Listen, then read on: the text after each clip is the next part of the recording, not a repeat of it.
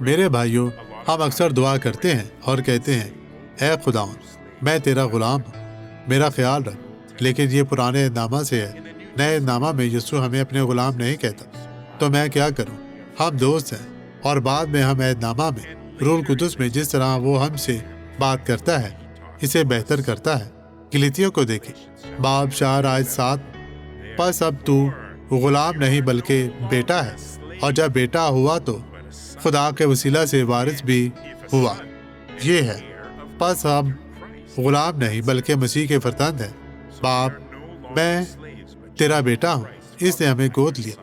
تو میں پرانے عہد نامہ سے اس مقام میں نہیں ہوں، نہیں، ہم نئے عہد نامہ سے اس نئے مقام میں ہیں۔ اب ہم درجہ بندی کے ایک اعلیٰ مقام پر ہیں، کیونکہ وہ خدا کا وارث ہے، اس لیے ہم بھی اس کے وارث ہیں۔ اس نے ہمیں اپنا وارث بنایا ہے۔